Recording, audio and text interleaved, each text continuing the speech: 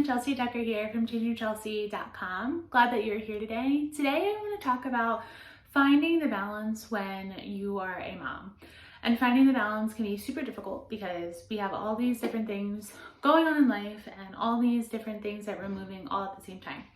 So what happens is our brains hit overload, we hit burnout, and burnout is a season that's only supposed to be for a temporary time. So, say we're doing like a massive reconstruction in the house, right? That's a season of stress. It's unknown, it's pressure, right? Or if somebody's going through learning a really hard topic, right? They're spending an extensive amount of time on learning this piece of information.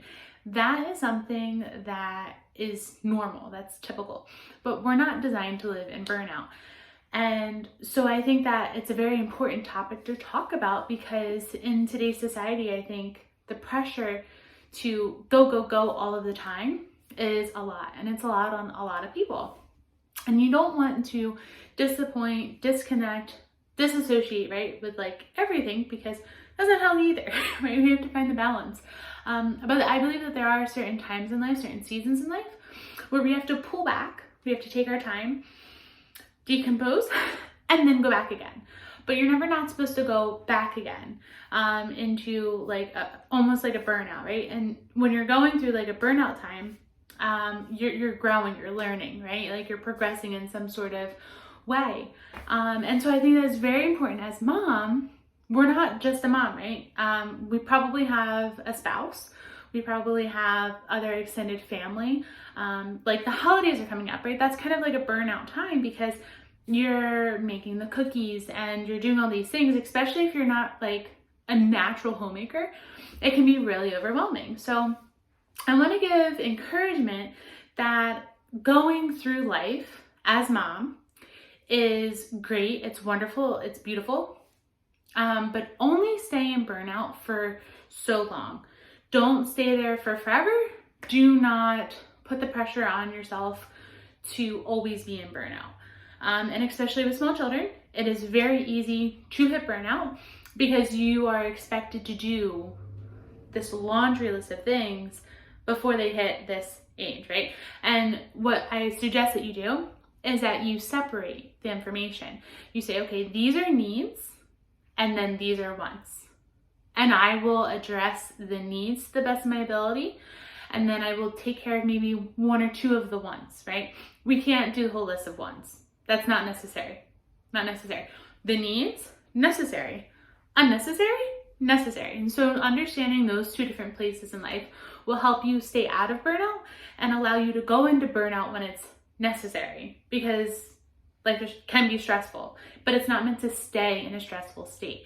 And especially as mom, we're in control of, let's be real, 90 to 100% of the house stuff. That's just the design, that's the way that it goes, but it doesn't mean that we cannot be more, okay? And that's the whole purpose of Changing with Chelsea, is to teach how to be more than just mom.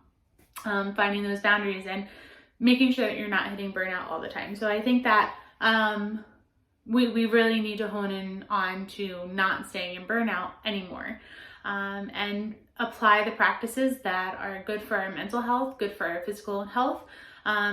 So for instance, like I'm going to hit like a season for like burnout almost be with my weight because I need to start losing weight, right? It's not healthy to be as heavy as I am. So I need to push on that topic. So that's a good example right here, right now in my life where I'm gonna hit burnout at times. And I can back off, I can go forward, I can back off, I can go forward, right? But I have 4 children to take care of. I have a husband and I have 3 dogs, plus my house.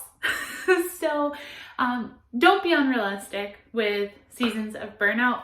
Find the time to rest in between burnouts.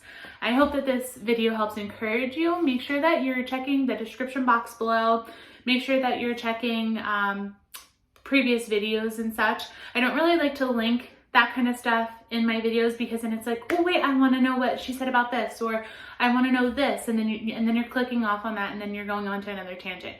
So I don't apply that stuff onto my videos, and not regularly. There might be a couple where I have put those in there, but I try not to because I want you to focus your attention on the content that's available right here, right now. And yeah, so the places, let's go over this again. So the description box below, and then any older videos. And then you can also go check out my website. There you'll find more written content.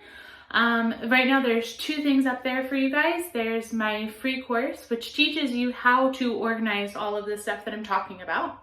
It's how I do what I do. And then 2, it's my my written story about how I bought my first house by the age of 24 as a single female.